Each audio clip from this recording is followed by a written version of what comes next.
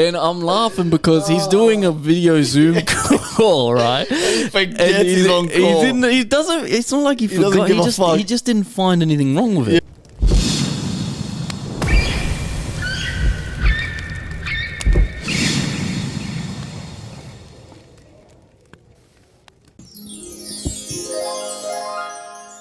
Welcome back, pussies. Hello. Hooray! I think this is the last episode without the Thunder God, and then he will return He'll in be triumph. back in a couple days, my friends. I think he said 3 days. He's back. We're gonna bask in his tales of triumph and plundering around Europe. Who knows what this motherfucker's been up to, bro? Who knows? I'm excited to have him back. I'm sure you guys are excited to hear his voice as well. But yeah, I have been pumping the music now. I've been working on your EP with Jazz. Yeah, I've been going pretty hard too. So that's been quite exciting. I've got my album. I'm now up to the 10th track, which is great. Okay. I was in a rut for a while. The 10th track, and there's a potential collab that I'm hoping to get done. I don't have my hopes up though, because this motherfucker hasn't posted anything in like over a year. But I just messaged him just to see if the cunt's active online, and he actually responded.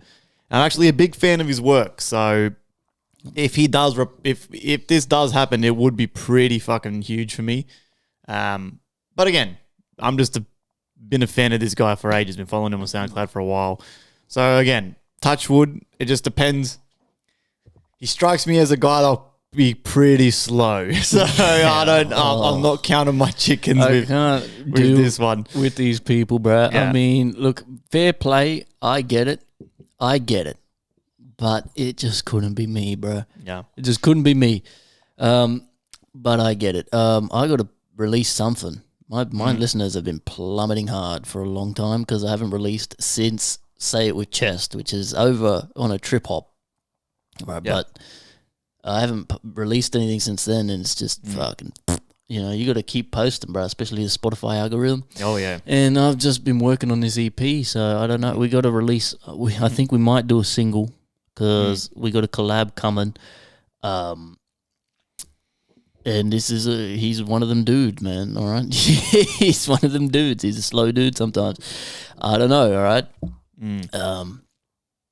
He was in the studio, and he was in there yesterday, so I don't know if he's done it or he's doing it another time or he's going to send it soon. I don't know, but I am not putting a timeline on this motherfucker, all right? Because you can't with these people, bro. They just, they fucking get shit done when they want to get shit done, and unfortunately, it's just the way it is. I get it.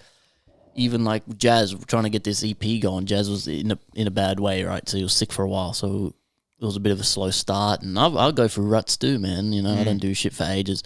It happens. But, I recorded the verse for the contest winner, sent him the verse. So, I've been doing a lot, but I definitely should release a song very soon, but I don't know what. So I'll talk to Jazz. We'll see what's happening. We got 2 of those tracks back now that you sent us. He's happy with them. But yeah, we'll see. We'll see what happens. I got to wait on this collab, see how long the timeline is, and work out our release schedule from there. Because if the collab goes ahead, yeah, that'd be huge for the EP. It is going. It's a really fucking cool collab. Yeah. So we'll see. We'll see how long this motherfucker takes, but it's definitely happening. He's already sent me his verse and shit. His lyrics. Yeah, so I'm bumping through it again, man. I don't. Those masters I sent you, I don't know if they'll be the finals, because I was listening to them in the car. It's a little bit, a few things I could probably fix up. I've said it before, man. It's so difficult when you're mastering something and you don't have the stems. Because again, I've said it 1,000 times on this show, man. Beat making, producing, and mastering are all different fucking things.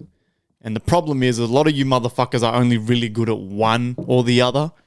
So when I'm trying to do all 3, and I feel like I could do all 3 pretty fucking well, right?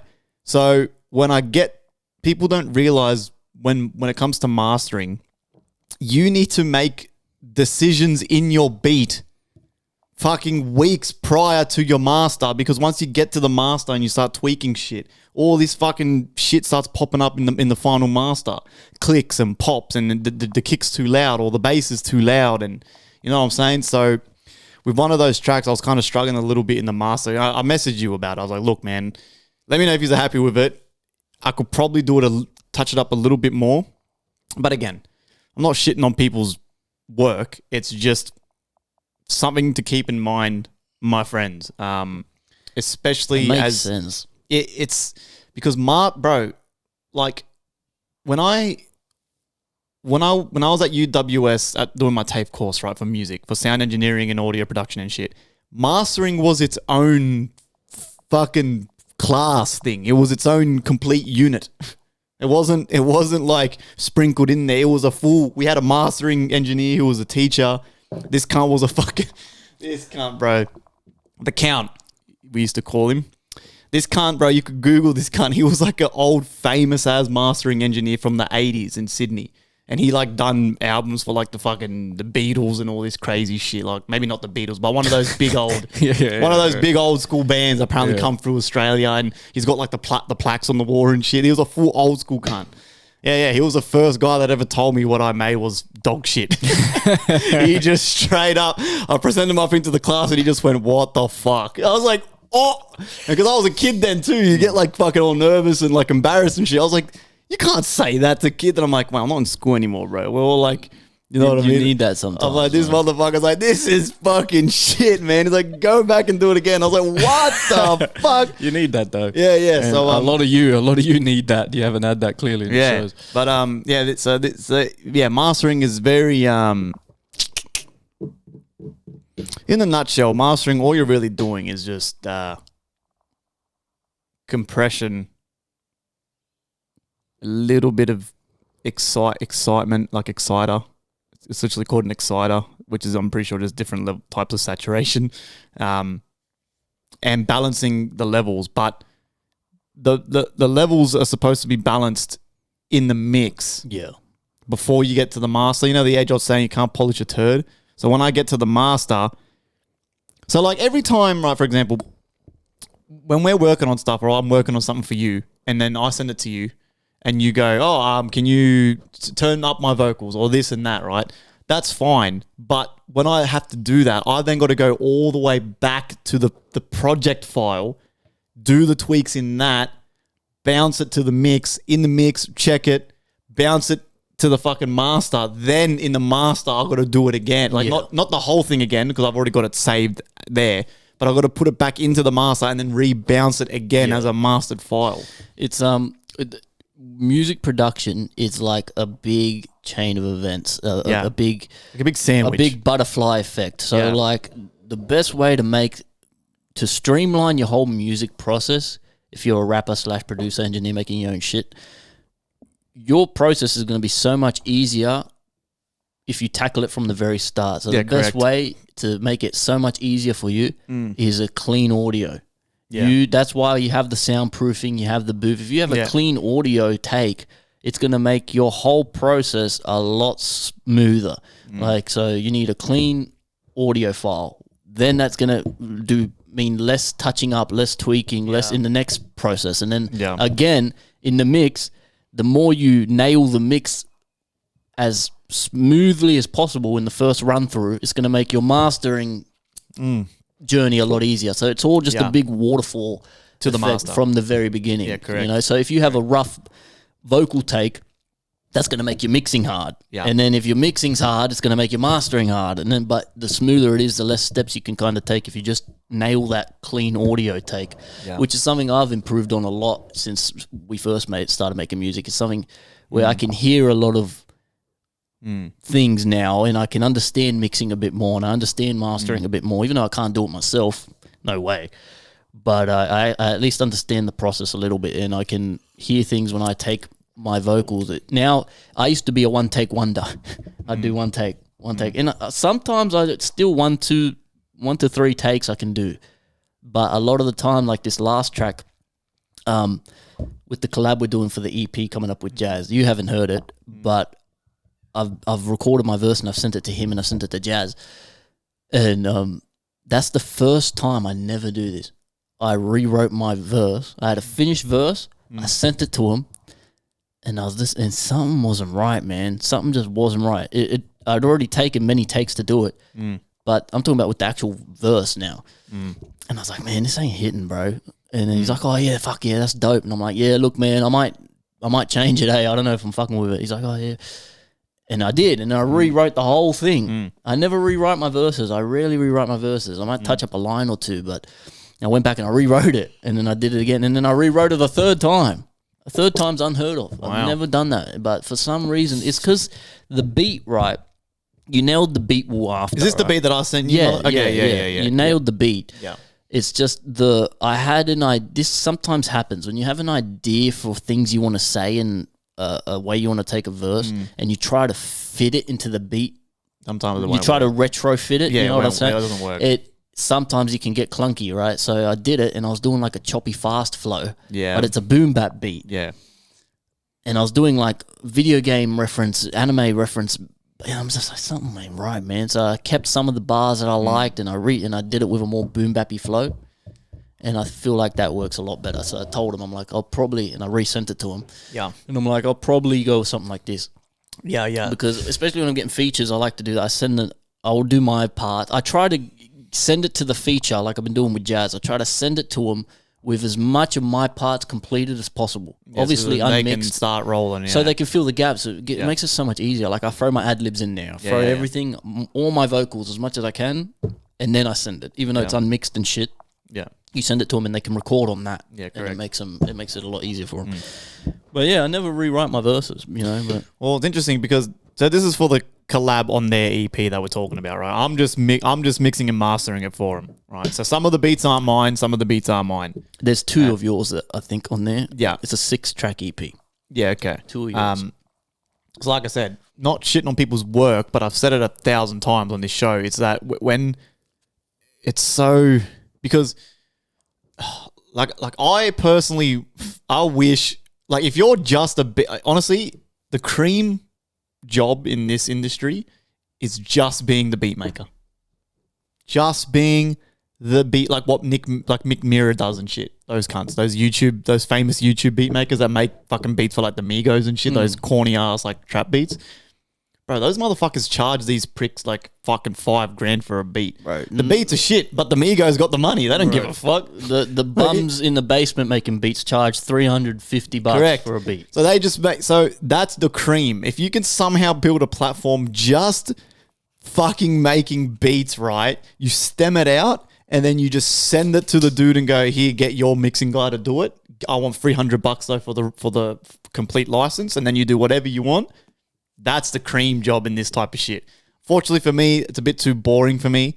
I personally don't like making beats anymore per se. I only really do it because of this motherfucker, right? And, obviously sometimes Megalodon will hit me up or something, and now we're doing the Jazz EP. Like I said, this EP has helped me get out of my rut. If you guys didn't send me this, I'd probably still be in this rut. I'd probably still be playing like fucking Manor Lords and shit, just playing game. So this EP from you and Jazz has really helped me. Now I'm doing all my dubstep album, and that's now kind of starting to flow. But in terms of like actual beat making, again, go on my SoundCloud and scroll down. SoundCloud's the only music platform of mine where I left everything, even the shit that I cringe at, that I want to delete so bad. I left it. I left it as a one for myself to see how much I've improved over the years, and two, just for you guys to have a fucking laugh. Go back to 2020 and scroll before. There's fucking 5 years worth of shit that's garbage, and listen to those beats. All those beats, bro, I'm making that shit from scratch. From scratch. Some of those songs I even made my own drums, bro. And that's why it sounds like ass, right? So I don't even like doing the whole beat thing anymore per se. You can tell when someone's new to production when they're like, I don't use samples. I hate samples. I make everything from scratch. You can tell they're a bit fresher to the game because I was the same. When I started making everything, there was no samples in any of my shit. The only samples were the drums and the hats. Oh, and the effects like rises, like But even then, sometimes I was making my own drums, bro. That's how dedicated I was to trying to not use fucking... And the funny thing is, there's so many industries and things like that, because when you get to a professional level, everything you're hearing on the radio, everything's a sample. Everything's a sample. Your favorite song that's got over 1 billion streams? Sample. It's all samples. Sample. Yeah. Sample. Everything's a sample. Half of them are samples of famous songs from the 20s, 30s, 40s, and Correct. no one knows. Yep. And no one will know, right? But it's like a super famous song. You go back a couple decades and it was literally like a famous song and you would never know. Yeah. Like obviously people know the big ones like the Jack Harlow with the Black Eyed Peas and the fucking, that shit, the Doja with the Central C. But that's how far along we've come with music. We're now stuff we're old enough to remember is starting to be the samples. You know what correct. I mean? But correct. You reminded me of something, speaking of uni, when you brought up that uni. Did you ever get this, right? Where this only stopped for me like a couple years ago, right? So I'm 27 now. I finished school in 2016 and I went to uni for about 3 years, right? So since 2019, right? For a couple years after I dropped out of uni, this is a couple years, I would wake up from sleep with like a panic feeling that I haven't done any assignments in ages and that I have assignments due and shit. But I haven't been in school for fucking 4 years, 5 years at this point. Did you ever get that, bro? Man. Let me know if you got that, because it was the weirdest shit, and it's such a relief when you realize, hang on a minute, I got a fucking full-time job and shit. But like, I would always wake up with this feeling, fuck, I got assignments due. I haven't done assignments. I haven't done any schoolwork in fucking ages. But, one of my regrets in life is not finishing uni. I wish I'd just finished it, but... Have a degree under your belt. I mean... I was doing something that was dog shit that I would never use anyway. You know what I mean? Well, the main reason I did the whole music thing is because now that I've got my diploma and shit, as I get older, say the day that I do want out of the complete, like, blue-collar fucking high-vis work in Australia, I can go get jobs in radio, TV. That's my end goal. I want to be like this old... Count Dooku motherfucker from TAFE that's telling them cunts them shit. Yeah. I want to be that old cunt, you know what I'm saying? But, so that's why I kind of put that in the back pocket. That was a funny time, man. That was, bro, some of the cunts in that class, bro. There were some days, bro, where like the teachers like wouldn't rock up and shit. So we're all just sitting there eating snacks and like just jamming out with the guitars and the keyboard. It was so fun, man. It was like, I still got a lot of those motherfuckers. I'm still friends with them on Facebook, man, believe it or not. Imagine they heard the shit you make now, Yeah, it'd be so cool to not, hang out, but like just see if they're still. I'm pretty sure, if I'm not mistaken, one of those pricks ended up joining a band, and it's like a big band, and like they're full touring around Europe and shit. Because he's always posting photos of like him on stage with the guitar and shit. I'm like, what a mad cunt. An experience I had. That cunt. Have you heard that stupid song fucking, I'm on Smoko, so leave me alone, I'm on Smoko. That stupid fucking song. Those cunts, what are they called? The Chats. Yes. Right? That pretty big band, right? Yeah. I went to schoolies with one of the motherfucker, the main fucking, the fucking main dude. He was hanging out for some reason. He's in your apartment. He was in our room. Like, someone met him. They're calling him Ed Sheeran because he was a ranger guy. He was playing guitar and shit. Somehow, someone brought this cunt back to the room. Pretty sure he was by himself there as well. And then like 2 years later, I was hearing this song and it's that cunt and everyone's talking about this cunt. And I went, wow. That's funny. Bro, but by the way, right? You fuck sent me down this rabbit hole with this prick who's stacking cards and stacking chips. Bro, that is 100% AI lyrics. Yeah, bro. Yeah, bro. You listen to other AI songs and they're saying random out of pocket lines. Like you said, they don't make sense. The whole sinking ships, the watch is moving quicker. That's AI. It sounds like AI. That is 100% AI, bro. Yeah. And what's crazy, literally a couple of weeks ago, we were talking about this bullshit, right? Now I'm seeing, because my SoundCloud's randomly starting to grow a little bit too. I posted, I was like, bro, I've been stuck at 830 fucking followers for so long. Now I'm almost at 900. So it's been about a month since I complained. So complaining on social media works, all right? Yeah, sometimes. So I'm almost at 900 followers, which is great, right? So people are liking, sharing my music, commenting. I'm getting really nice DMs and shit, which is great. But what I'm starting to see is I'm getting followed, right?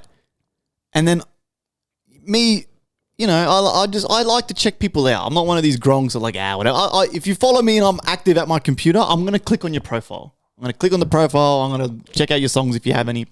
Bro, there's a lot of motherfuckers that are literally going on to Suno AI and going, make me a dubstep song. Yeah. And then they're fully uploading it like as if they made it. It's kind of crazy. It's fucking actually bizarre. And I wasn't going to say nothing because, like I said, I don't give a shit. But it got to the point where I clicked on like the 7th or 8th profile and it was all just AI dubstep tunes. The vocalists are identical. Like they're all using the same AI preset and the drops are almost identical. It's like a vocal like, the watch is moving quicker and it goes boing. And then it's just a simple little boom, boom, boom, boom. Like a simple, like it sounds like an AI dubstep song. 20 million likes. Like, holy shit. Yeah, and some of them have like 4K plays, 5K. I'm like, wow. Yeah. So it's taking wave, man. How much is a Suno subscription? This is a good segue because one of the points I had written down, I was going to save it for the news, but we're talking about it anyway. And off the back of that other episode where we had the big discussion on the AI, right? Well, one of the top, this is maybe last week, the number 3 played song on Australian radio was, because you know that bitch died, the fucking,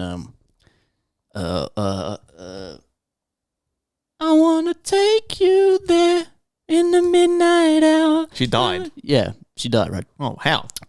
She's fucking old, I don't know.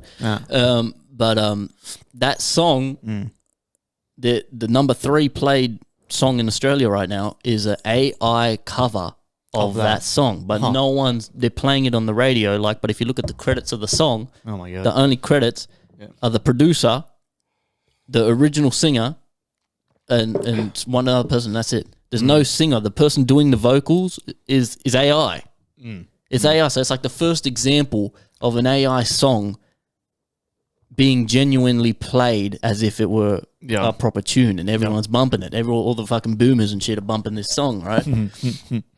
But it's kind of crazy. You know, we're getting to this stage where it's like we're just going to be living amongst it. There's going to be AI music and there's going to be real music, you know? So the funniest part about this, right? This prick got 3.8 million monthly listeners. It's called Take Me By This Danny Prick, right? And he looks like a guy that use AI, right? That's the funniest part. He looks like a dude that'll use it. Right.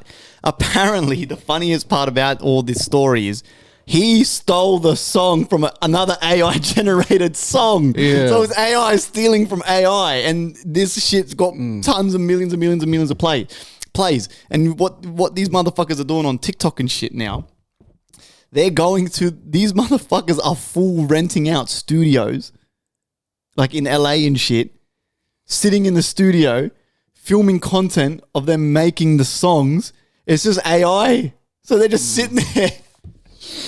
There's even one guy uploaded a video of him dancing to an AI song. He's like, yeah, I made the summer anthem. And on the fucking computer screen, it's like the way that website.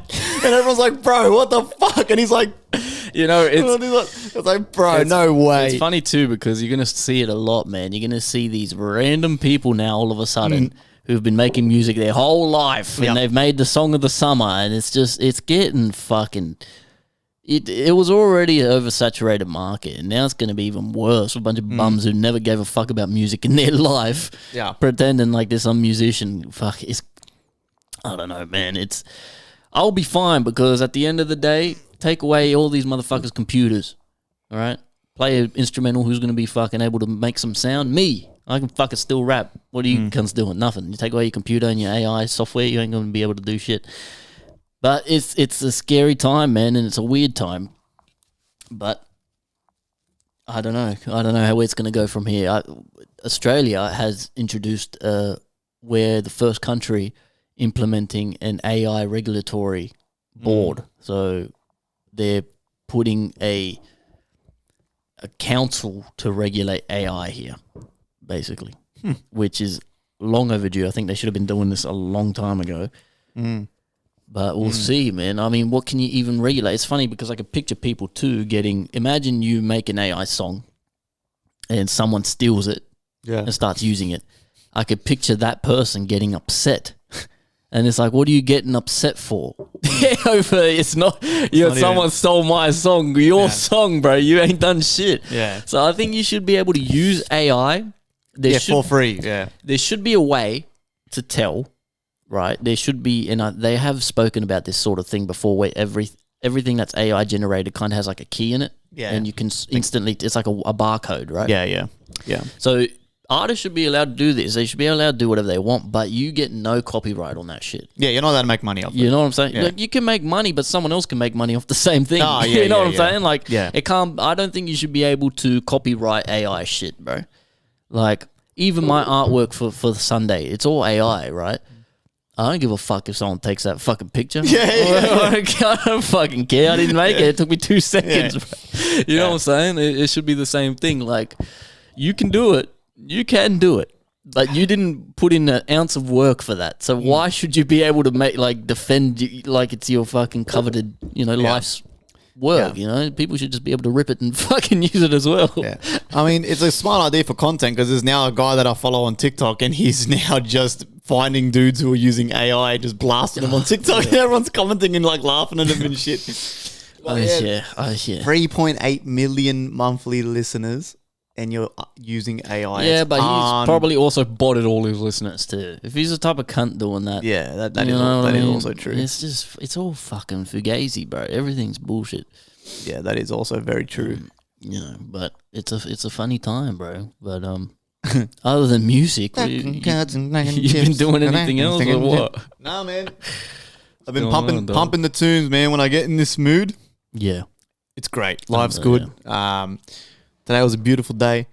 But yeah, when I get in this mood, man, I just have to run with it and make use of being in this mood because, like I said, when I'm in beast mode, bro, I can honestly pump out a song a day. It might not be finished. Yeah, but the skeleton a day. Yeah. So that's what I do. So especially with the dubstep stuff, because dubstep is so fucking hard to do and takes so long. The quicker I can get the sketch done and have fun with the song, by the time I get to mixing and mastering, when I'm over it, it's worth it for me because I had so much fun in the creation process, right? A dubstep song, an EDM song for me, I know about within 10 to 15 minutes of opening that project and starting that idea, if I'm going to be able to actually finish this and turn it into a song or not. About 15 minutes. Once I finish the drums and I start designing the basses and the sound design and trying to put the idea from my head onto the fucking screen, 20 minutes tops. 20 minutes tops. When I get to that 20-minute mark, I'm like, if I'm not having fun, I'm like, delete. Yeah. Delete. The amount of songs that I've deleted this year, oh, bro, criminal. Because a lot of them, it's a shame too, because the ideas were good ideas. I just couldn't execute it. And like I said, if I'm not having fun, especially with EDM, if you're not having fun making EDM, bro, you're going to be in for a rough fucking time because it's already hard as fuck as it is. And to top it off, if I'm not having fun and jamming out and chilling and fucking this is flowing, all my mixing decisions are coming out right and it's happening quick and the drums, boom, boom, boom, side chain, make the dubstep basses, put my idea in and I've got the basses and they sound sick and the ideas and I'm like bopping my head and flowing. If I'm not doing that, bro, by the time I start mixing something I'm not having fun with, it just tarnishes the whole experience. And it's like, crash and burn. And it's a fast crash and burn too. Like I'm talking, I'll be fucking making it. 20 minutes goes by. I've wasted the past fucking hour finding samples, designing the basses. And then 20 minutes into the fucking mix and it's like, this is shit. Wasted fucking half the arvo. It's like I said before, man. You got to get that. It's a ski slope. You got to nail that takeoff, man, and that makes your whole process easier. But I did some polls because I was curious. So if you follow us on Instagram, thank you. I just said, does your partner offer last episode? Does your partner hold useless junk? 83% said yes. Yeah, I think it's a woman thing. Well, my next poll. This is something that my partner does. Right, I don't have many pet peeves, but this is one of them. She will fucking leave her shoes in the middle of the fucking house, bro. Yeah. And like mother, like daughter, now I got two fucking gremlins leaving their fucking shoes because she's just doing what her mum does. Yeah. And now I got little red shoes and fucking shit laying around. She's leaving them like fucking Wile E. Coyote traps, bro, around the house like a fucking Looney Tunes fucking... You know, like a net for me to fall in, bro. I'm slipping on them, I'm falling in them, and you know when you're already pissed off and you're doing shit and you trip over a fucking shoe and just... so I said, does your partner leave their shoes laying around? Yes, she does. Yes, he does. Or no, we are civilized and put our things away. Has 0 votes. So no one's civilized. 63% said yes, she does. And 38% said yes, he does. Yeah. So definitely a woman thing. Yeah. Yeah. It's final. The results are final.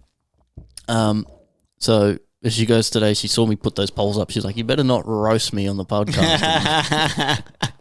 That's the one thing. It's the one thing. It's the fucking shoes. She's like, I never leave my shoes around. I'm like, you always leave your shoes around. What are you talking about? Yeah. But then we got one question anonymously.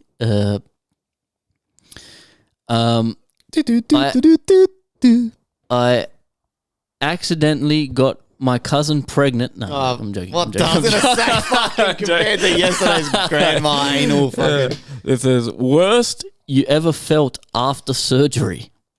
I've never had surgery. You ever had surgery? Yeah, I had surgery on my eye when I was a wee guppy. What was that for? Didn't you get ash felt in your fucking eye? No. It was even before that. I was like a kid. I was a kid. I remember it specifically because I remember the first time. That was the first time I had. Well, it was the only time where they gave me the laughing gas, and that was some gnarly shit. I was like, whoa. I was like, God damn. And then the next minute, I'm awake. I'm awake, and I've been operated on. I can't even remember what was wrong with my eye. We're going to have to maybe phone a friend and call mother. But the closest I got was getting my tooth removed. And my God, that is brutal. You ever had a tooth removed? no. God damn, that is some fucking archaic caveman Yeah, they shit. fucking like full fucking. You're full awake. They just numb it. They just numb it. And they're smashing that motherfucker up. They smash your tooth up. You're hearing the crunch and you're smashing it up. And you can feel shit, but you can't feel pain. Like I'm feeling it digging around in there. That's fucked. And you got your mouth wired open like this. Yeah, that's fucked. And I got cavities like a motherfucker. My teeth hurt right now, man. I need to go back to the dentist to get some more fillings and shit.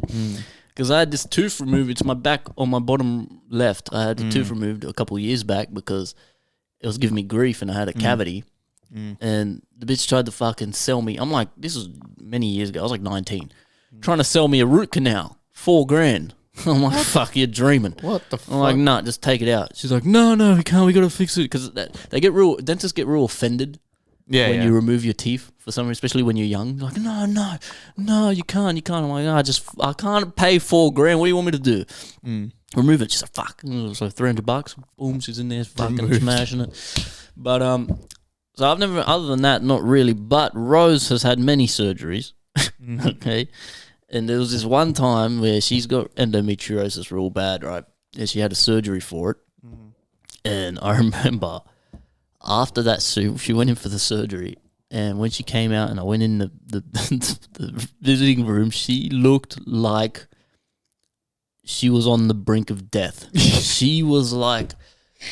she told me, she's like, I felt like I was floating above the bed, like she was a pale little skeleton. She was like frail. She looked like she could blow away in the wind. She couldn't keep her eyes open. And I walked in there, took one look at her, and I messaged my boss. I'm like, I'm not going to be coming in tomorrow. She's fucked. She can't take care of our daughter like this. How's she going to fucking... we laugh about it now because I go to her, man, I've never seen you like that. That was fucking mortifying. Right? You looked like fucking...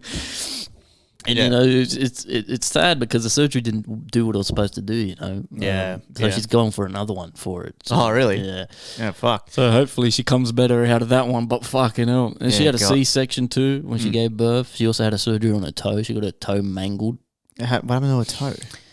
I think it was already injured. I can't remember the original injury. I don't remember, but and then it got run over by a shopping trolley. And when it got run over by a shopping trolley, that's what pushed it over there. She needed surgery for it, and they had like a big needle, and they had to stick a massive a needle this big into her toe and shit. Bro, some people are just prone to it, man. Just prone to the like injuries and broken fingers and shit like that. No, she's not. She's not that injury prone. To be fair, she's not. She's just had a couple of those times, but other than that, she doesn't really hurt herself too often.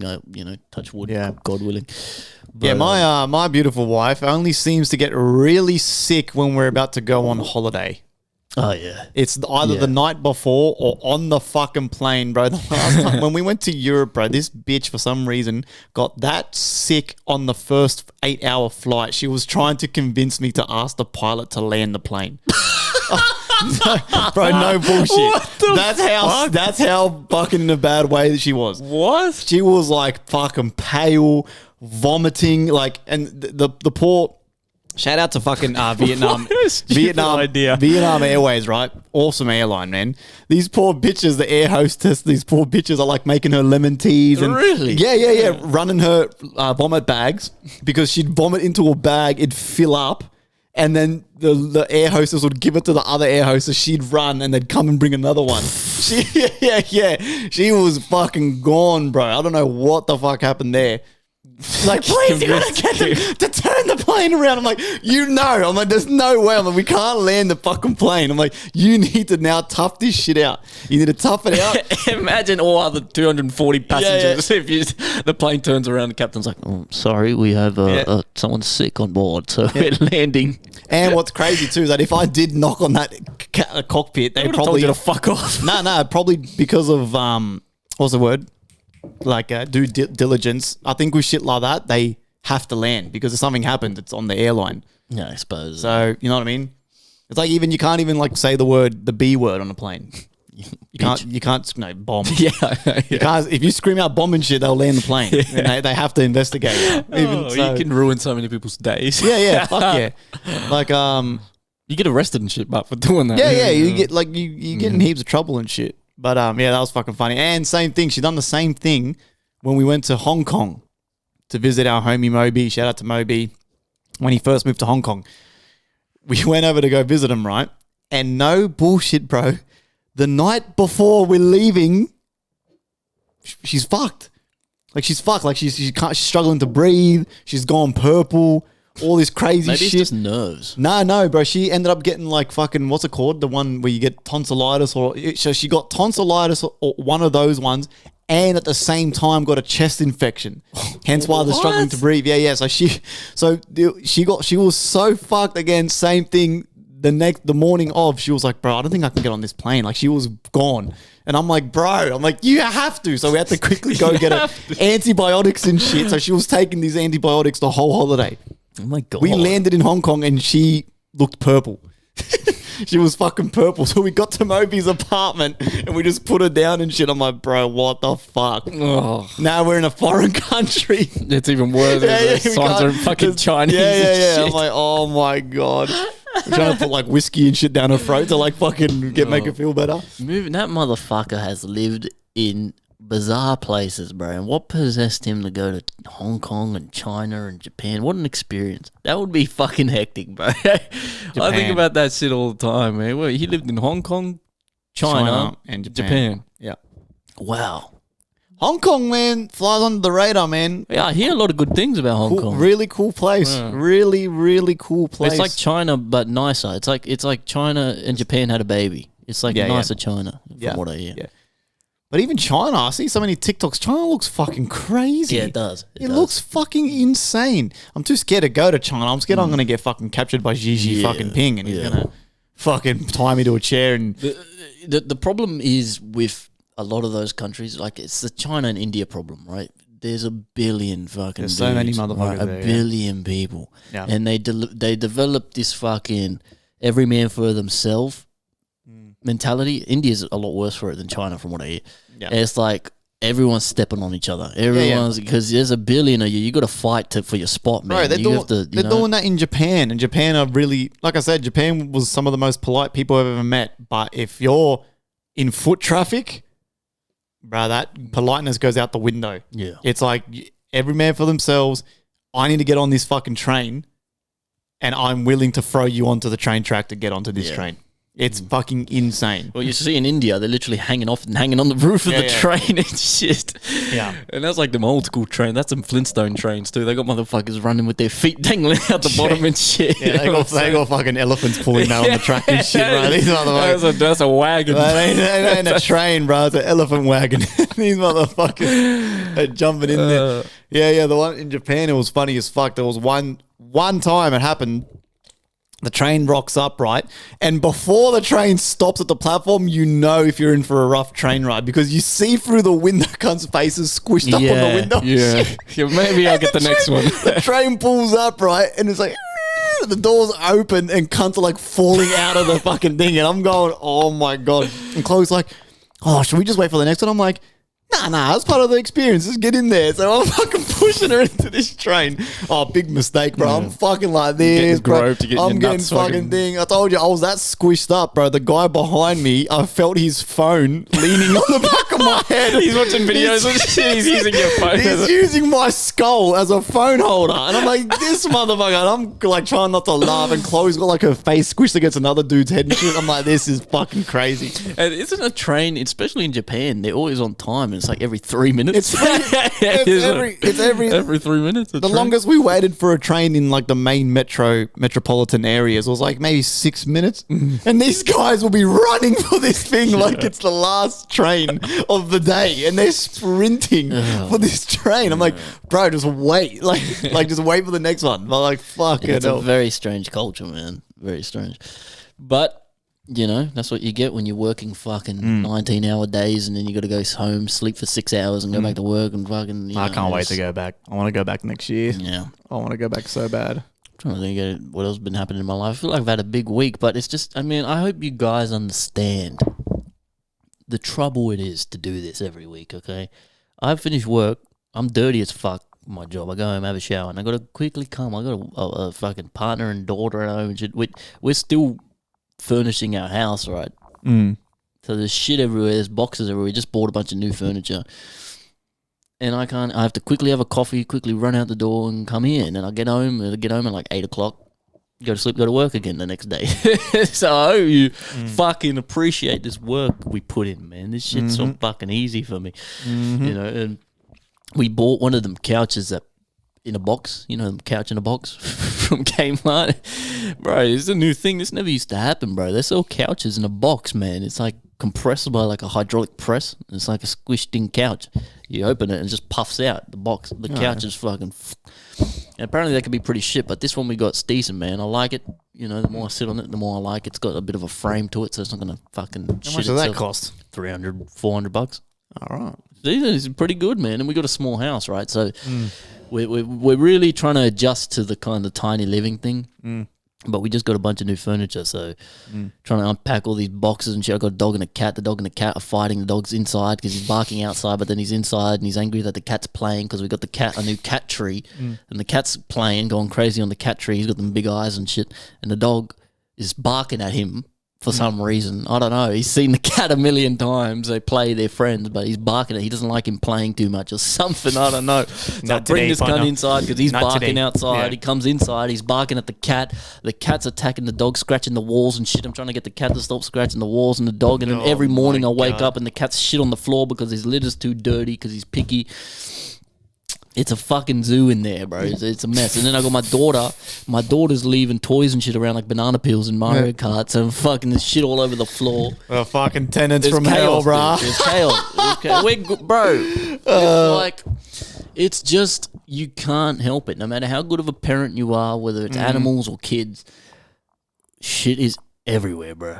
Everywhere. You can't stop it. You put shit away, there's going to be 10 more things that pop up, bro. It's like a Hydra head. You put one toy away, you look back, there's fucking 14 new toys scattered on the floor. I get home and the sausage dogs have scattered all the toys across the yard and shit, and I'm like, brah, like fucking hell, put it back in the box. They run back to the box, rip it all out. I'm like, dude. And kids are even worse, man. My daughter, especially if she sees you cleaning up, that's a big mistake. That's when she wants to play, yeah. And then she wants everything you just put away. Yeah. You know what I mean? And they just do nonsensical things. She just does funny. They're so funny, but bro, she's hilarious, man. She cracks me up. But they just do random shit, and you just think to yourself, like, what the fuck? Yeah. Oh, but yeah, that's my life, man. It's constant. It's like whack-a-mole. You know Yeah. what I mean? You knock one thing down, a million things pop up. Yeah. Yeah. But so yes, so that's how it is, and you know, God bless my partner who also is a saint, because I'm not easy either, right? Especially with the music and stuff. I'm very ADHD, like retard brain, right? So especially if I got a song, if I'm in the middle of brainstorming a verse, it's got to be done. It's got to be written, recorded, sent to who it needs to be sent to right then. Yeah. But then my daughter needs a bath. Dinner needs to be fucking cooked. Dinner's ready. And then I'm like, steam's coming out my ears. You know what I mean? I have to be left alone and finish what I'm focusing on. You know what I'm saying? Yeah. It's creative people will just never understand. I'm the same. Like when I have that idea, I need to sit down right now. And I can't eat. I can't sleep. I can't do nothing. I need to sit down right now and attempt the idea. Otherwise, it's going to just fizzle into nothing. It eats at me, bro. It eats at me. And that's the thing. It's like everything I produce, it's my first idea. Because all the video clips, all the visuals and everything, I get the idea. And then, especially with the visuals, I have to wait a bit longer usually to find a good opportunity to be able to actually produce it. But if I got that idea, it eats away at me, bro. It eats at my soul. I'm like, I fucking have to do this. I got this. I know I can fucking do this cool visual thing, this cool fucking video shot. I got to do it, but then I got to wait. I got to do shit, wait for tomorrow or something, and it fucking destroys me internally. Yeah. But it's a curse, man. They say it's a blessing and a curse, and that's exactly why. It is. I mean, I feel sorry for the motherfuckers who are good at making music and shit, but they just for some reason like can't express how they want to do it, and like they like have like 10,000 projects that are like never finished and shit. That would send me into a psychosis, I reckon. I would be in the nut house. Yeah. For me, it's so bizarre. Like for me, I think we got ADHD though. I think both of us. It's very. Nah, you definitely have some. I don't know what the hell's wrong with you, bro. I'm fucking being straight up, man. What do you mean, bro? I'm a genius. I actually think I could be like this, like a modern Albert Einstein. I highly doubt that. I highly doubt that. If you don't know the difference between 3 and 3, my friend, at this age, you ain't no fucking Einstein. I might be Einstein, just in a little Latino body. Nah, for me, it's weird because like making music, especially, bro. It's like so, bro. No, like when I make music, bro, sometimes I literally full black out and I don't remember. I get that too. A lot of my songs, I've got no recollection how I made them. Yeah. 100%. But they're there. That's flow state, man. Yeah. I'll give it to you, though. When it comes to music, and I say this over and over again, you are very good at what you do. And I got to give you props, man. As much as you a fucking dumbass, you are good at what you do when it comes to music. Because I don't know how, and everybody who's heard you're not even a hip-hop producer. You're not a hip-hop beat maker. Yeah. That's not your main passion, right? But everybody who hears your beats goes, fuck, that's crazy. Yeah. This is crazy. They don't hear shit like that. No one makes beats like you, man. And then you can go from that to dubstep, and you can go from that to glitch hop with rap vocals, and you can go from that to that. It's pretty impressive, man. And honestly, sometimes I struggle to picture you being behind a computer doing it.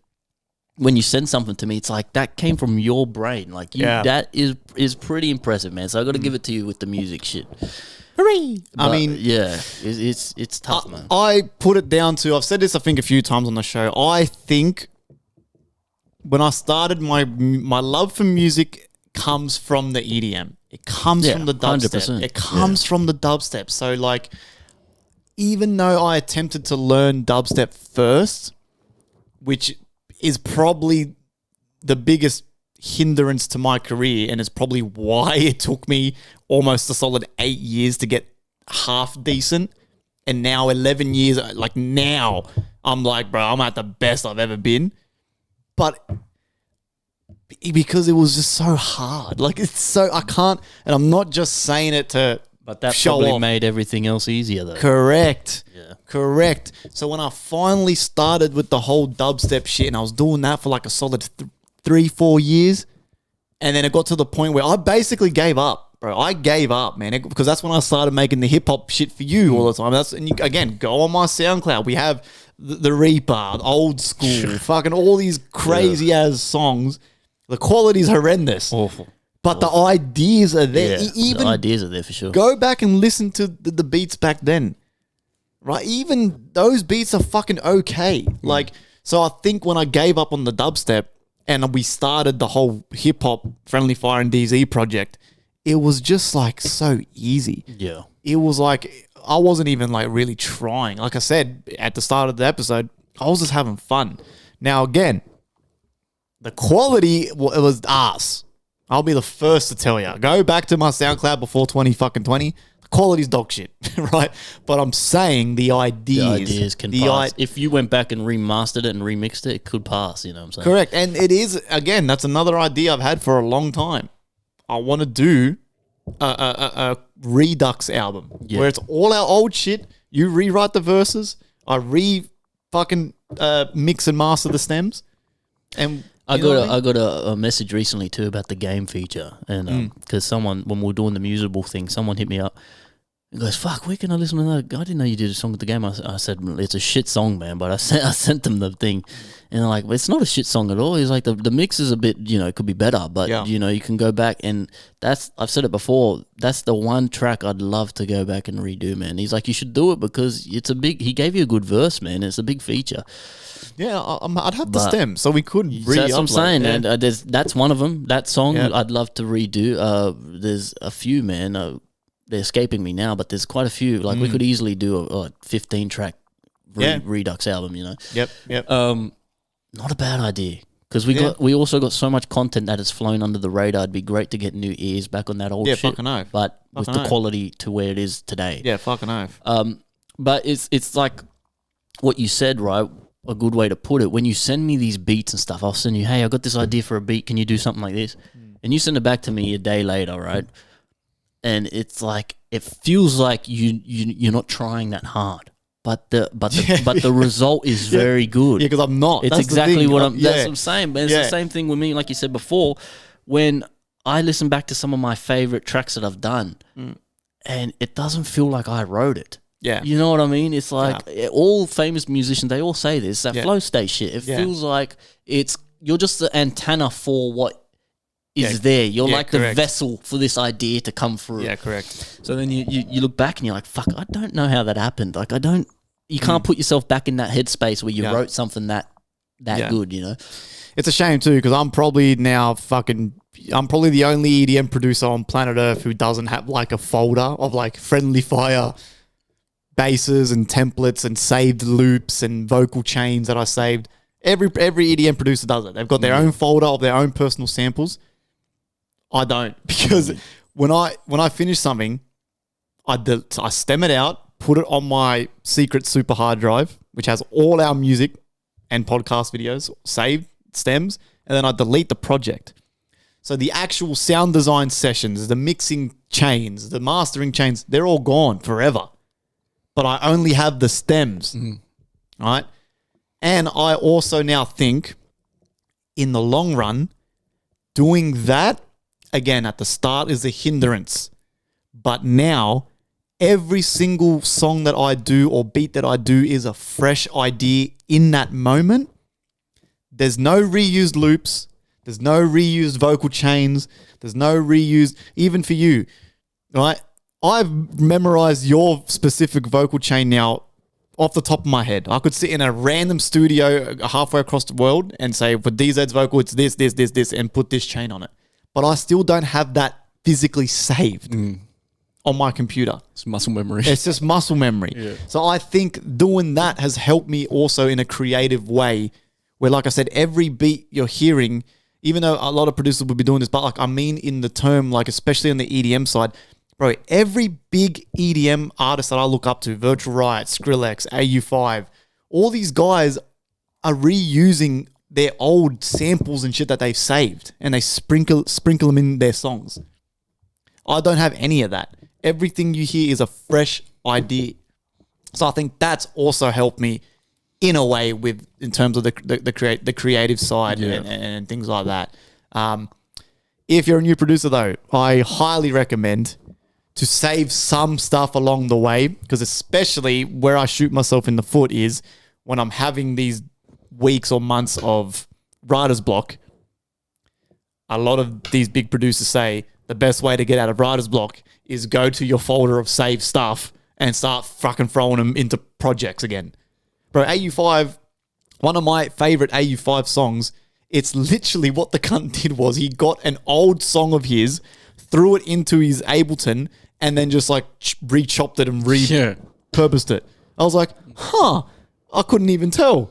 But that's what he said. He's like, bro, this is not even like an idea. He's like, it's just an old song that I've re-chopped up. I was like, well, damn. It's not a bad idea, man. And you've really got me thinking about that, doing a remix, a Redux album. Because, but, you know, it's there's nothing wrong with going back and repurposing your old shit, man. Especially because a lot of people, if you know everything you've produced, like we do, right? We have memories of all our catalog. So to us, we think everyone's heard it. But no, but 90% of people haven't heard that shit, you know what I'm saying? Yeah, correct. So it's like in my head, I think, everyone, the game, that's an old thing. We did that already. Yeah. But then half the people who are listening to me now have no idea that fucking song exists. Correct. You know what I'm saying? Yeah. Honestly, when you go home, write on your phone notes a list of all of our old shit, going back as old. I don't care how old it is. Go onto my SoundCloud and your SoundCloud, go through them and pick like maybe, I don't know, 10 of the ones that are worth redoing.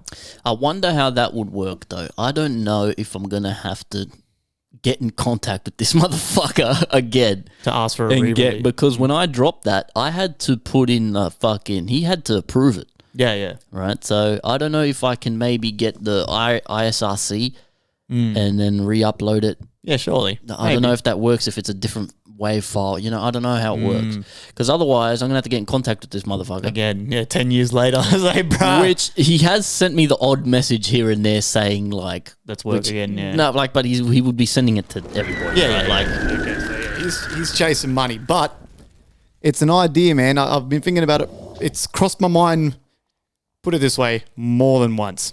The whole Redux remix. I'd love to redo Manta Ray. That's like still one of my favorite songs. I forgot about that. That beat, that live when everyone was fucking at the show. Oh, Manta Ray. I would love to redo I Manta Ray. Completely forgot about that song. Play that shit. Bro, is this connected? Bro, Manta Ray is like my favorite song. Wow. Whoa. That's crazy that I could completely forget about a song like that, dude. Manta Ray. What was that on? That was on. Why'd you get rid of that one?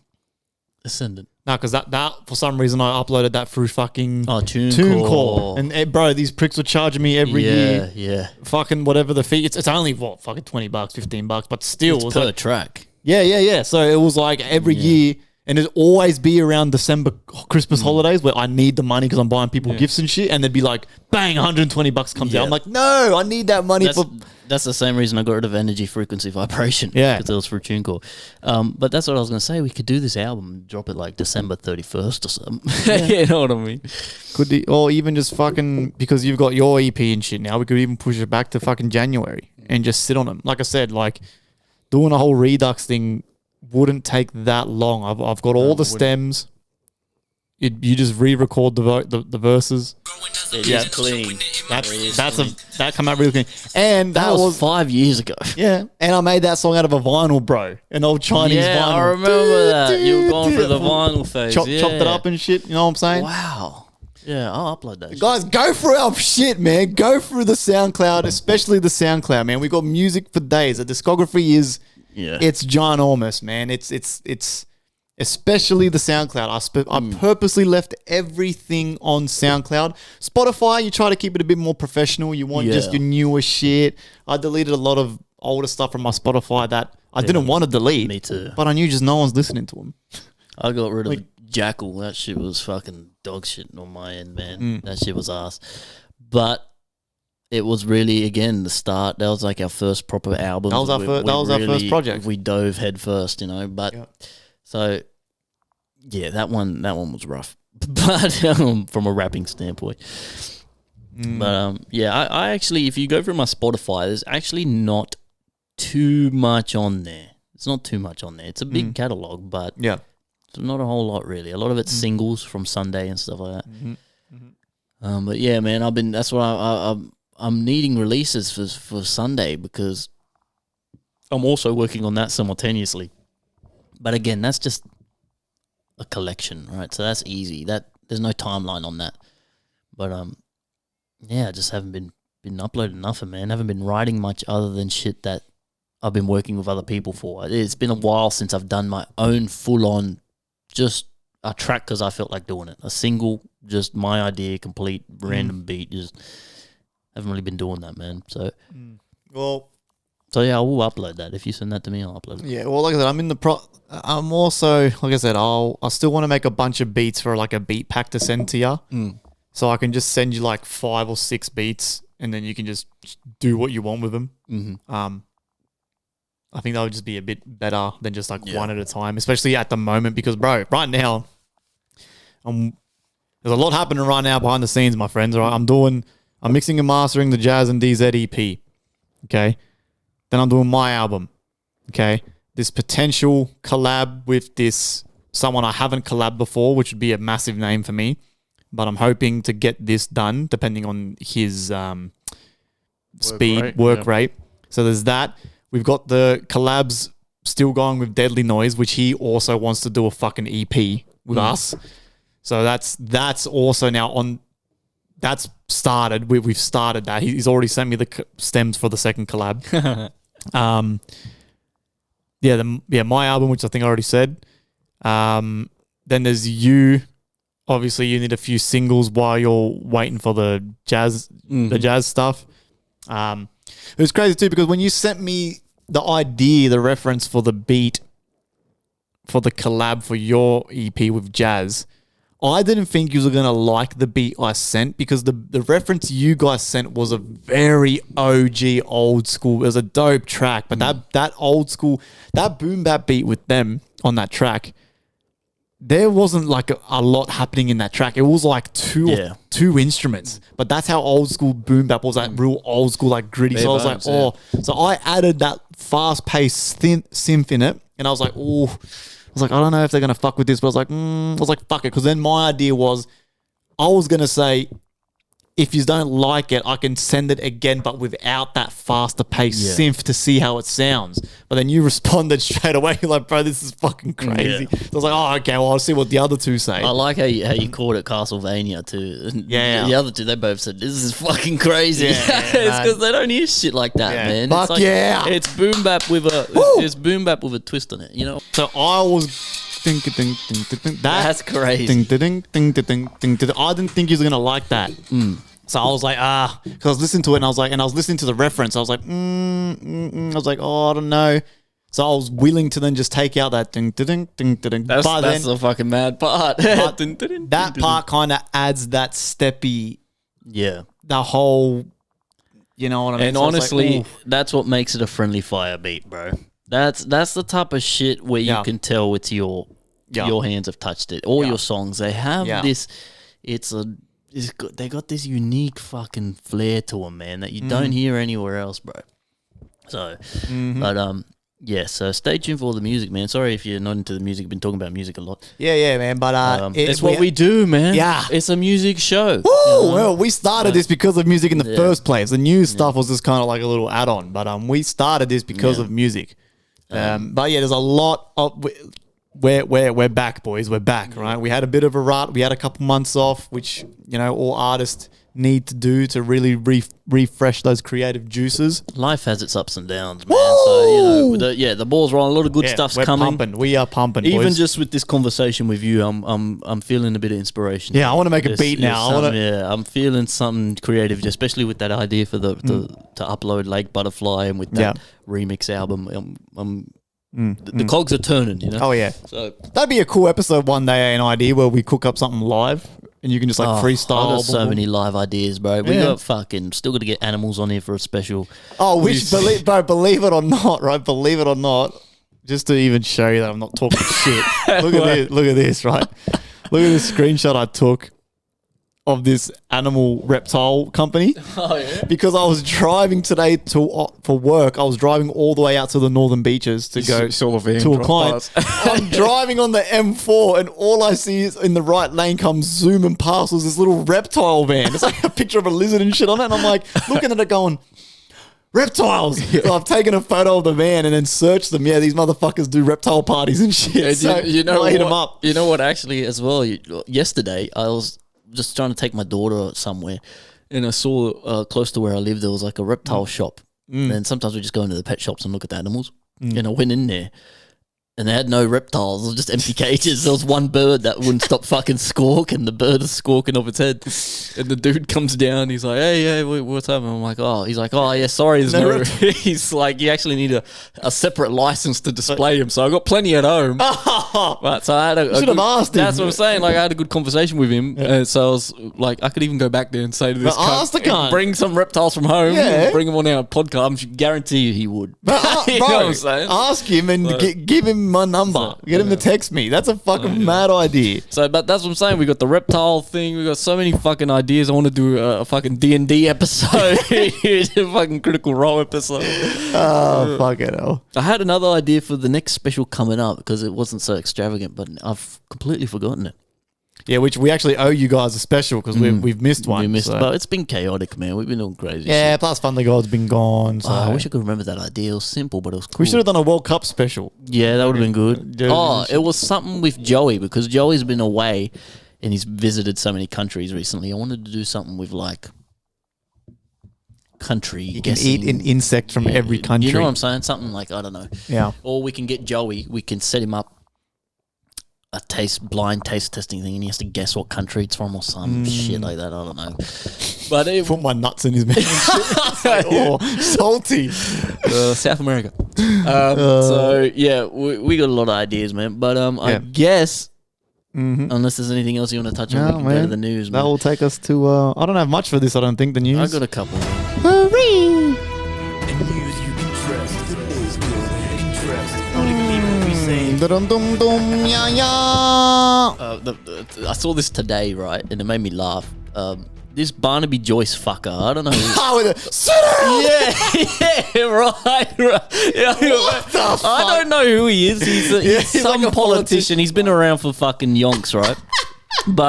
And I'm laughing because he's doing a video Zoom call, right? He forgets he's on call. He doesn't. It's not like he forgot. doesn't give a fuck. He just didn't find anything wrong with it. Yeah. And a lot of people in the comments are defending him, right? Yeah. Saying, "Who yells at their dog?" I Everyone yell at with a my dog all But the- wait a minute, though.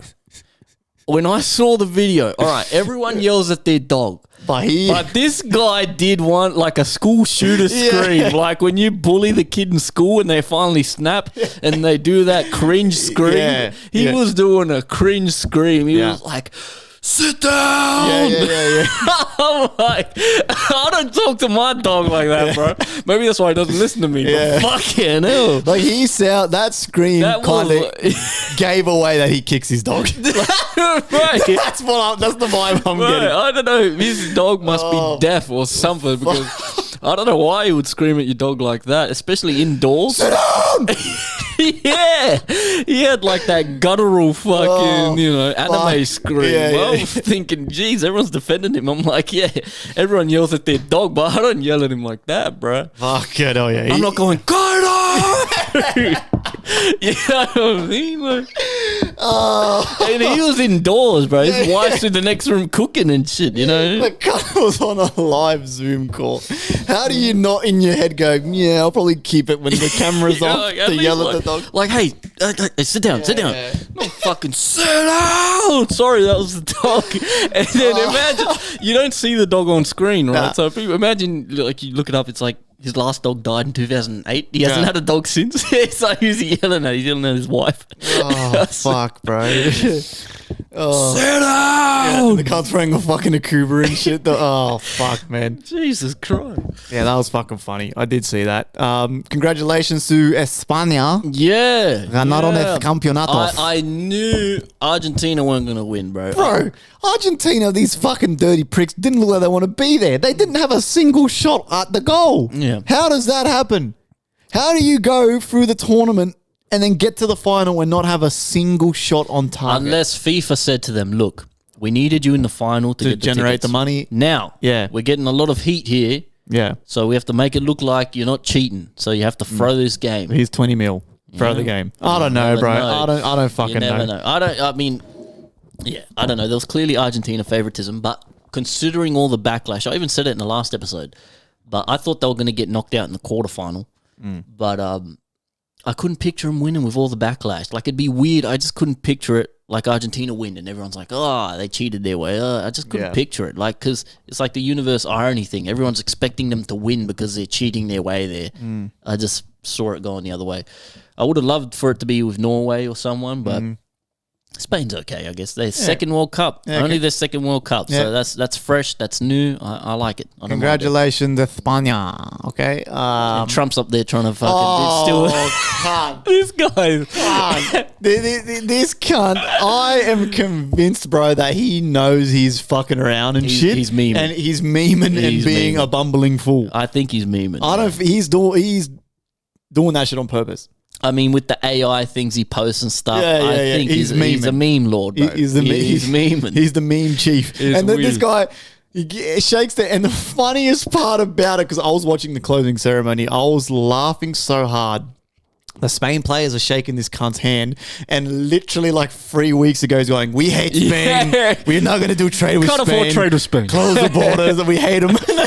We want nothing to do with Spain. He's up there jumping around and shit. He's jumping up and down. They go to lift the trophy, and the cunt's just standing there like doing his little dance and shit. Even the commentator was like, "Move this guy. Get this guy out of there." They can't get him off the stage. Oh my god! You can see the FIFA president freaking out because he's trying to get Usher him Trump. off the stage. Oh, He doesn't give a fuck. oh my fucking god, bro! He's a fucking idiot. Strange times, man. Such strange times.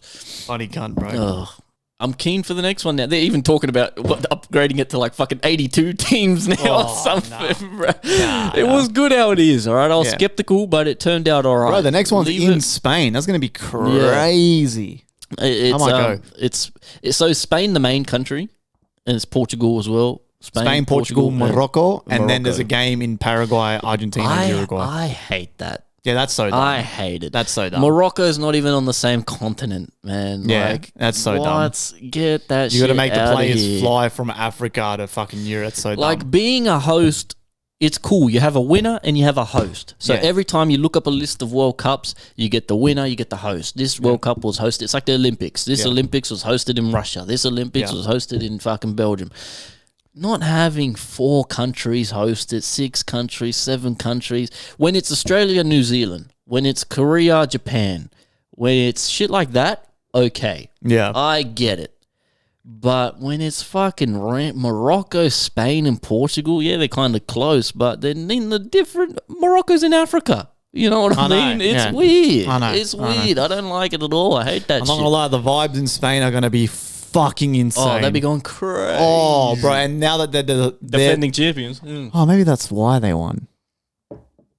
The defending Do champs. you really think it's that corrupt? I don't know if it's that corrupt. I feel like there was favoritism towards Argentina, but I don't think they're fixing matches. I don't think they're I don't think they're fixing matches, but yeah, it's definitely like, bro. Argentina playing like arse though is kind of weird. They look like they're like, I can't describe it. Like, it was just, it is bizarre. Not to have a single shot on target is fucking crazy. Maybe it was just a bad game though. Spain had the pressure, man. 450 passes more. 450 passes more. That is like unheard of. That's a lot. You know what though? Maybe Argentina in the locker room though had that conversation and they're like, everyone thinks we're cheating. Do we really want to win like this? And maybe they went into it like the England and what was the other team? England and who came fourth? France. England and France. See, their game, they were fucking around, right? They're fucking having a friendly match, right? The score was 6-4. Yeah. Right? So maybe Argentina were just like, look, we won the last, we don't want to win as cheaters. Imagine the public opinion on Argentina if we win this and everyone thinks we're cheating. So fuck it. We made it this far. Let's just go out there. Let's just fuck around. Training session and we will accept the second place. They could have had that conversation. It's a possibility. I don't know. Like, I don't know, man. Like, 'Cause to get that far and not have a crack, it's kind of I can't picture it though, because imagine winning and then Argentina's just tainted forever. Yeah. Right? Like, I could picture Argentinians, South Americans, we're proud people, man. South Americans, Argentinians especially, very proud country. yeah. It's very prideful. So it's like, I can picture them literally having that conversation and going, look, we're the best team here. We don't think we're cheating, but everyone else thinks we are. And if we win, it's not going to leave us. Like, Argentina's tainted forever as the cheaters. Yeah. So maybe fuck it. We came this far. We came second. Let's just do it. Let's go out there, have fun. I don't know, but then after the game though, half of them are punching on and shit. Yeah, like, they were aggressive. Yeah. so I don't know. Fuck, I don't know, man. But I doubt they literally. Maybe also the pressure got to them. They had a bad game, man. yeah, it happens. It happens.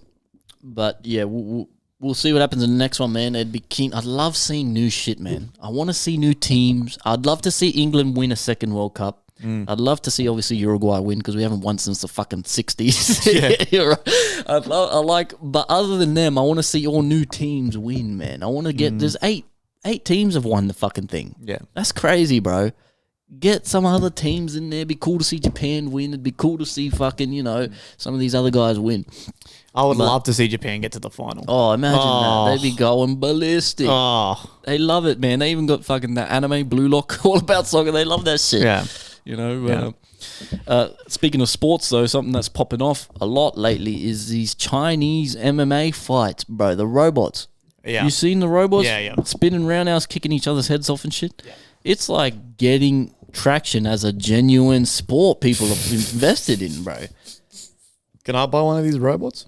Cheap? It's weird because the robots all look the same at the moment.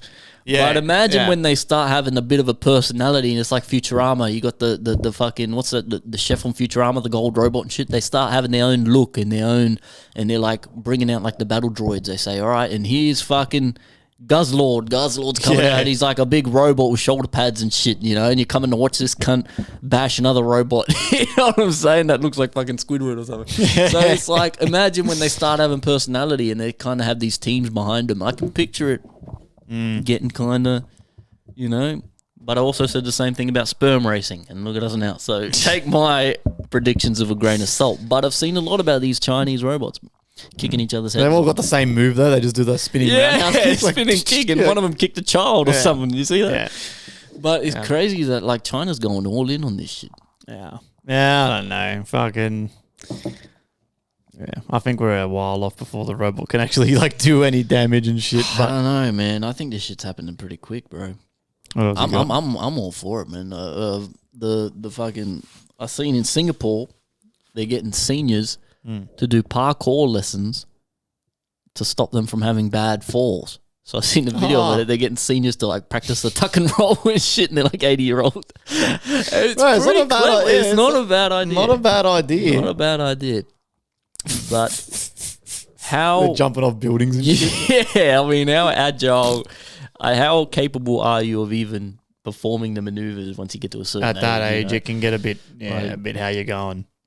A bit fucking how you going. I'm 30 even now. Sometimes I do a movement. I'm like, whoa, fuck. My knee is fucked up, dog. My knee is fucked. My right knee, I don't know. I think I fucked it doing leg press at the gym, but it's been fucked for a while, and I'm quite scared. I'm kind of scared because it's not going away, and so I'm not even 30, That's not good, man. My back's fucked up too. I'm all tight and shit. I don't stretch a lot of the time before working out. Either my muscles are tight. I don't got time to stretch, bro. I don't got time to stretch. I don't. All right. I don't stretch before the gym. Oh, actually, I do. I don't do it as much as I should, but I do sometimes have like a little stretch session. I ain't got time for that shit, man. I barely got time to fucking work out as it is. I got to squeeze that shit in. I'm already gone for an hour at least working out. Well, I'm going to be gone for an hour and a half because I'm fucking stretching before I fucking lift anything. Get out of here, man. I finish work at fucking 3 o'clock. I'm in the gym at 4. Finish the gym at fucking 5. Get home. I'm going to be stretching. I'll get home at 5:36 and then fucking got to eat dinner, go to sleep. Fuck that shit, man. But stretching is really fucking good for you. I know you have to. It's like, I know, okay? I know. But I'm choosing to not do it, and I'm suffering the consequences for it, all right? I get it. You can fucking lecture me on it till the cows come home. I know already, all right? Did you see this? Bro, there's this fucking cunt on TikTok, bro. His video's been making me fucking lose my shit. He's like in America, of course. He's like in New York. The cunt takes his pug. He sets up like a pug petting zoo on the side of the road, and he charges money for people to pet the pug. And he's full raking in the cash. What? Yeah. It's fun. Like, he uploads videos of like the cops telling him to move on and shit because he doesn't have a permit to be charging people to pet his pug. It's the funniest fucking Why would shit. you pay for that? Bro, because this is a fucking cute fluffy dog. And cunts walk past and they're actually giving him money and shit to pet his dog. It's so fucking funny, bro. Pugs And are like, ugly as fuck. And he gets angry and shit when people come up and try to pet it without paying you. Like, he full tells him to like move on and shit. It's fucking gold, bro. It's fucking funny. I hate pugs. They're fucking ugly. Yeah, they are. And they can't breathe and shit. They're an abomination. They go against nature. They are a fucking If you can't breathe, if you're born not being able to breathe, it's because you're not supposed to exist, bro. That's why. That's not a real dog. That's an abomination. A chihuahua's barely acceptable, and I have one of them. Did you see that a 17-year-old set his school on fire? No. And filmed it here in Australia. Oh, here? Yeah, I only saw it briefly, but some kid filmed himself setting his school on fire. Why? Did he hate the school or something? I don't fucking know. He's a dumbass kid. Yeah, right. He's probably going to jail for that. That's fucking pretty gnarly, bro. Did you see that Russian police authorities recently intercepted a cat that was allegedly being used to smuggle drugs into the correctional colony in Novgorod?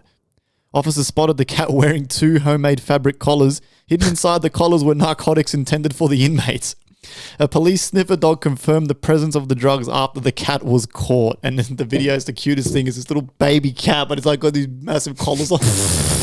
And it's like, bro, if that cat eats into the collar, it's going to die. It's going to eat a bunch of drugs and fucking... Right, a cat's not reliable either. You know, if that cat, if the sun's hitting right, that cat's going to sit in the pavement there. And you're not going to get your payload for fucking 2 days, bro. That cat, if a ball of yarn rolls past, that cat's gone, bro. Well, he got... I don't know if this is the first time, for the first attempt, and he got caught, or this cat's like a full proper drug cat, and it's finally been caught. So... Like those monkeys in fucking Thailand, they're smoking cigarettes and shit and fucking... I fucking love cats, man. My cat is, bro, this motherfucker is funny as, bro. He'll find a spot on the bed or something and you're gone all day. You go out, we go out, we're gone for 9 hours.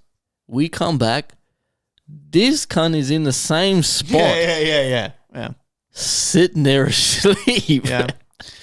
And they're so cute, bro. Like cats, they're just fucking. They do their own thing. They're fucking adorable. It's like my the girl, best, man. my girl sausage dog Daisy. I'm pretty sure this bitch, out of the 24 hours in a day, she's asleep for like 19 hours.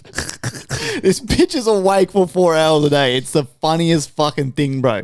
And like she'll like get in the bed and shit, and then she'll like half like like she's had a massive day. Like this bitch just woke up from the lounge to come to the bed. It's the funniest thing, bro. And cats are so funny too. If you like, they'll be in the way, but if you try to live your life or get around them or do something, they look at you with disgust in their face. It's like, you have not done anything all day. You've been sitting there for 23 hours of the day, and you have the audacity to get upset with me because I'm trying to fucking grab this thing under you. The Thunder God sends us his news points. Thank you as always, Mr. Joey K. Our correspondent in Europe. In Europe, he's on the ground, boots on the ground in Europe.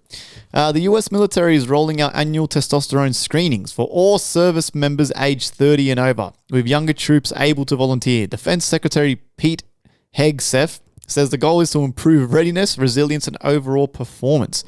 And anyone diagnosed with low testosterone can choose to undergo testosterone replacement therapy. But the plan has sparked controversy, with many doctors arguing there's limited evidence that boosts healthy soldiers' performance, while critics also question the potential health risks and whether the policy unfairly focuses on male hormone health. So essentially, the US military is going to have a bunch of roided up troops ready to rage on the enemy. Look, I agree that maybe there's a focus on men's health there, and I think maybe they should do the equivalent for women as well. Put an emphasis on that as well. What is the equivalent for women? Well, it's estrogen, right? But it doesn't do the same things testosterone does for a man, right? So they should put, look, we're doing screenings for hormones for men. We're also doing it for women. It's the same. But then the doctor's saying, there's no proof it improves. Shut up, man. TRT, if you have low testosterone, you do TRT. Yeah, it'll change you your are life. better, bro. Yeah, it'll you change can your be life. 60 years old, man. You can be jacked, bro. You'll be healthy. You'll be fit. Yeah. Shut up, man. These are just people who are biased against Trump's administration. They're biased against the manliness. They're biased against that shit. Yeah. Shut up, man. What do you mean there's studies don't? There's no evidence it'll improve soldiers' performance. Well, when has this ever happened before? Of course there's no studies. They outline that specifically, soldiers' performance. Yeah, but there's plenty of studies that it improves a male performance. You need your testosterone to lift shit, to fucking run, to be strong, to be healthy, to be fit, to be horny, to be whatever. It helps in a lot of ways. But I agree that kind of sounds like there's a lot of women in the military too, man. They should do the same emphasis for the women. Like, obviously, it's not going to be the same one-to-one, but they should just say, look, instead of promoting the male part of it, they should say, we're doing hormone screening for all our soldiers, men or women. If it's men, it might result in, you can get on TRT if you have low testosterone. And for women, if your levels are low in this or that, you can go through this and we'll help you out. But yeah, I mean, saying doctors say there's no proof it improves male soldiers' performance. Well, fucking hell, what do you mean, bro? Shut up, man. No, you definitely need it. I'm following this guy on YouTube. He been following him for ages, where he talks about like his TRT journey, because like he turned 29, got checked, and he had the test of like a 70-year-old man or something. It was fucked for his age. And a lot of people probably do. Yeah. But then now that he started doing the TRT, he said like months later, he's like, bro, like it's changed my life. He's like, I fucking did not. He said you feel it. Like you literally mentally and physically feel different. I was like, oh, damn. It's like legal roids. Yeah. I mean, and for older men too, it's really good when you start getting older in age. Yeah. So, I'm all for that. I think that's great. That's a great idea. Yeah, fucking keep everyone roided up, bro, ready to go. Someone wants to fuck around, you send the roided troops, take their oil, I mean, bomb the shit out of them. That Hegseth is a bit of a peanut too, that cunt. He's an idiot. But a major new PEW research center survey of more than 42,000 people across 36 countries has found a dramatic shift in global opinion. 25 of the 36 countries now view China more favorably than the United States. The first time in 2 decades of PEW polling that China has come out ahead overall. Countries that now lean toward China include Canada, Mexico, France, Germany, Spain, Italy, Sweden, and the Netherlands. What do all those countries have in common? The ones Trump has fucking bullied and talked shit about. All the countries that Trump has talked shit about, with many of the biggest swings coming from long-term US allies. The 6 countries that still favor the US over China are Israel, Japan, India, South Korea, the Philippines, and Poland. Yeah, all the countries that China's bullying. PEW says the change appears to be driven less by surge in support for China and more by declining confidence in the US as a global leadership in recent foreign policy. Yeah, that's just... It's all a matter of perspective, bro. Yeah, it's just Trump talks shit about someone, so they all go, fuck America. Yeah. And then China will talk shit about someone, they go, fuck China. Like, and you know what was the final nail in the coffin for that theory was when you said the China results. All the countries that are in Asia that China is, historically bullying, they all favor the US still. Yeah, Korea, correct. Japan. Yeah. It's like, there you go. It's a matter of perspective. The people who are being affected by America, their confidence starts to drop in America. And then the people who are being affected by China, their confidence is dropping in China. So they favor the US. Yeah. It's like, if you swapped all the countries on the map, I bet you the results would be the fucking opposite. You know what I'm saying? Yeah, it's for just, sure. it's the US, I think, is a collapsing. Have you, bro, I was watching a video on Mount Rushmore. That is the biggest piece of shit ever. Mount Rushmore is fucking ass. It's not even finished. The when they were carving the heads and shit, if you look still to this day, directly under it, the big pile of rocks is still there from when they were carving their heads. Is it? Yeah. Oh, fucking hell. It looks like ass, bro. They have a half-finished Indian head too to the right. It's not finished. They just left it. I can't fuck this. they just rushed it and we're like, oh, let's fucking, call it a day. Yeah, they started and went, oh, fuck, this is going to take fucking heaps longer. It's the worst monument ever. Oh, that photo looks pretty good to me, man. That looks pretty cool. Yeah, but I was watching the video. They had plans for like a grand hall, and they were going to have a hall of records and this shit. And fucking who the fuck were they able to get to do that? That's pretty impressive. I mean, the carvings themselves. How do you do that? Yeah. That's crazy. Yeah. But there's a lot more impressive things in the way. But look at the rocks. It's a photo with the pile of rocks underneath it. They didn't even bother to fucking clear it out, bro. The rubble. Oh, yeah, the rubble, yes. It's just made like a landslide. Yes. It's made like a fucking landslide. Yeah, fucking But yeah, in those photos, it does look pretty good, to be honest. But, Work began in 1927 and officially ended in 1941. Yeah. Right before World War II. That's probably when they're like, all right, fuck, we got to stop. We got to send these fuckers to the front line rather than carving rocks. However, the original sculptor, Gutzon Borglum, had much greater plans. He intended to carve each president from the head down to the waist with detailed clothing and hands, and also create a massive inscription called the Hall of Records explaining American history. Though he died in March 1941, and with the US entering World War II later that year, the funding obviously stopped. So there's a secret room in Lincoln's head, which is still technically the Hall of Records, because they gave this guy they threw him a bone, and they're like, because there was beef over his grand ideas and shit originally anyway. And then when he died, they're like, all right, fuck it, we'll honor his vision. And instead of doing the big hall, he wanted a massive eagle spread on top of the building and have a full building and a museum thing you could walk through. But they're like, fuck it. So they put a hole in Lincoln's head, ironically, and they made a little room with a Hall of Records. And it's just got a record of what his name was, the creator, what the presidents are, and what it means and shit. And but it's not accessible to the public, so it's like a sealed off room. Yeah, right. So interesting. But his main thing was how we look at like the pyramids and shit like that. And You wanted it to be it's like that. lost to history. Yeah. He wanted people to always be able to understand. So in a millennia's time, they can come back and they have actual written words at what the meaning of this thing is. Like, why is it? Imagine that. Imagine in 100 years from now, you see 4 random faces carved in the side of a man. You'd be like, who the fuck are these guys, you know? Yeah. No, I mean, look, it's a shame that World War II happened. It's a cool idea. It is a cool idea. It was all just to boost tourism in that area, in the state, whatever fucking Clean the state fucking rubble, though. Yeah, South Dakota, wherever the fuck it is. And this is the last one. China just hosted, we actually touched about this, the world's first humanoid robot MMA event. Yeah. Life-size robots battling in full contact cage fight as part of a new Ultimate Robot Combat League, the URKL. They spelled combat with a K. Urkel. Yeah. Urkel. The robots threw punches, kicks, and takedowns, but the viral moment came when one robot's head was kicked clean off, and yet it kept trying to fight. How do you get a knockout, bro? Your head's come off and you're still in the fight. Well, it says there's actually human operators control them remotely from outside the cage. Oh, well, that's not fucking. That's not nearly as cool. I didn't know they were remote controlled. Yeah, they're remote controlled. Yeah, it's like Rock'em Sock'em robots. Yeah, but I guess it says here that the whole event was basically just China showing off its AI advances and stuff. But it's not AI. If they were remote controlled, how's that fucking AI? No, because that robot still needs to use AI to keep its balance and like fucking be able to stand and walk forward and when it wobbles and shit. I suppose. There's heaps of AI in that. It's not just like an old school RC car. Yeah, well, fucking hell. It's less impressive though. It's way less impressive. Fuck that, bro. That's shit. I want to see him throw Hadoukens and shit, bro. Put some flamethrowers in their hands. Dress them up as fucking Dragon Ball Z characters and shit. Fucking Hadoukens, fucking flamethrowers, spinning Hadouken! Heel kicks and shit. Tazumaki Sambuka!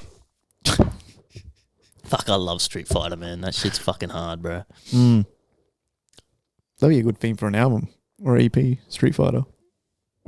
Do the picture of like you like standing with your little karate belt on.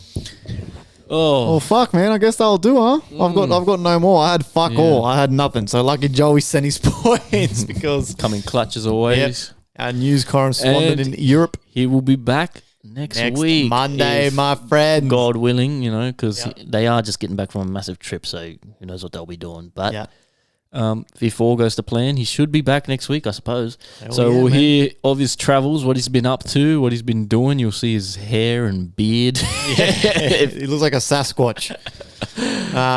We're excited to have the Fun the God back, man. Yeah, man. Keen to hear. I can't believe how long they've gone on.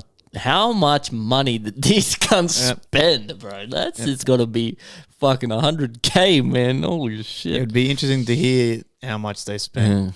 So. Wow. But I'm very excited to hear what they've done, man. But thank you for watching. Thank you for listening. Stay tuned for all the music. You should be overindulged with music very soon if all goes to plan. Yeah, this was a fun episode, man. We touched back to our roots, spoke a lot about music and our plans and our ideas, which is always fun and always good to talk these ideas out loud. And shout out to Megalodon if you guys congratulations on the Clown Face release. They're doing a show this weekend. So that was good. It was we were honored to review that, before the release, so that was good fun. And we love to do shit like that, man. If you know us and you fuck with us and we fuck with you, send us your stuff. Send us your stuff, man, and we can do something like that for you, man. Just we're happy to do shit like that. It's fun. We don't bite, man. Yeah, man. God, we got a good little platform here going, So. Yeah. So, guys, as always, thank you so much, and we will see you next Monday at 6 p.m.